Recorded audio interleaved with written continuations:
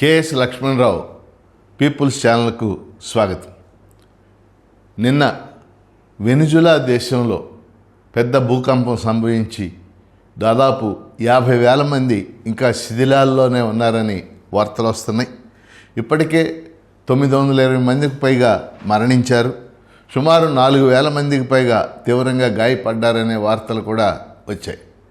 మన ఛానల్ తరఫున, ఛానల్ని వీక్షిస్తున్న మన ప్రేక్షకుల తరఫున కూడా ఈ భూకంప బాధితులందరికీ హృదయపూర్వకంగా సానుభూతిని, మరణించిన వారికి ప్రగాఢ సంతాపాన్ని తెలియజేస్తూ ఉన్నాను.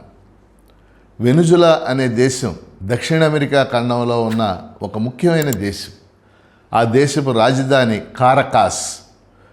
ఆ దేశం యొక్క ప్రాధాన్యత ఏమిటంటే ప్రపంచంలో ఉన్నటువంటి ఆయిల్ నిక్షేపాలలో 18% ఆ దేశంలోనే ఉంది. గల్ఫ్ దేశాల తర్వాత ఎక్కువ ఆయిల్ నిక్షేపాలు ఉన్నటువంటి దేశం వెనిజులా దేశం. వాస్తవంగా వెనిజులాలో ఈ భూకంపం సంభవించిన పరిస్థితి మనం చూస్తే రాజకీయంగా ఒక తీవ్ర అస్థిరత ఉన్న కాలంలో ఈ భూకంపం సంభవించింది. వాస్తవంగా వెనిజులాలో 1998లో అప్పటి వరకు ఉన్న అమెరికా అనుకూల ప్రభుత్వ స్థానంలో హ్యూగో చావెజ్ అనేటటువంటి ఒక సోషలిస్ట్ భావాలు కలిగిన నాయకుడి ఆధ్వర్యంలో ప్రభుత్వం ఏర్పడింది. హ్యూగో చావెజ్ 1998 నుంచి 2013 వరకు అధికారంలో ఉన్నాడు. ఆయన ఈ వచ్చినటువంటి ఆయిల్ డబ్బుతో, ఆ నిధులతో అనేక సంక్షేమ కార్యక్రమాలు, ముఖ్యంగా హాస్పిటల్స్, స్కూల్స్, ఇవన్నీ కూడా పెద్ద ఎత్తున ఆయన ఏర్పాటు చేశాడు. కానీ అదే సమయంలో అమెరికా ఆంక్షలు కూడా ఆ దేశ ఆర్థిక వ్యవస్థని దెబ్బతీసినాయి. 2013లో హ్యూగో చావెజ్ మరణించిన తర్వాత అక్కడ నికోలస్ మదురో ఆయన అధ్యక్షుడయ్యాడు. సో 2013 నుంచి మొన్న జనవరి, అంటే 2026 జనవరి దాకా అధికారంలో ఆయన ఉన్నాడు.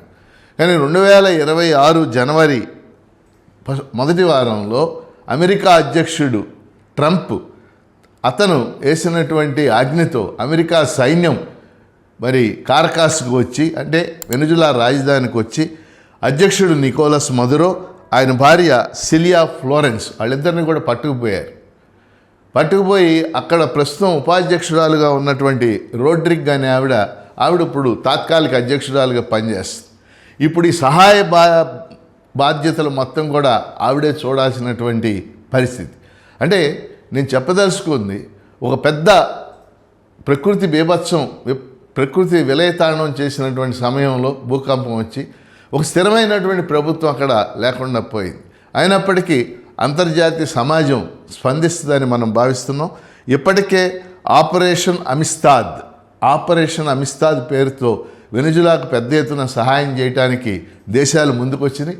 భారతదేశం కూడా సరుకులు వీటికి సంబంధించి ఒక నౌకను పంపుతున్నట్టు మనకి వార్తలు వచ్చినాయి. అందుకని వెనిజులా అనేటటువంటి దేశం ఒక ముఖ్యమైనటువంటి దేశం. ఈ ప్రపంచ పటంలో దక్షిణ అమెరికా ఖండంలో ఉన్నటువంటి ఒక ముఖ్యమైన దేశం. ఆ దేశ ప్రజలు ఈ భూకంప పరిస్థితుల నుంచి త్వరగా కోలుకోవాలని చెప్పేసి నేను ఆశిస్తున్నాను. రెండవ భాగంలో ఒక చిన్న అంశం చెప్పి ముగిస్తాను.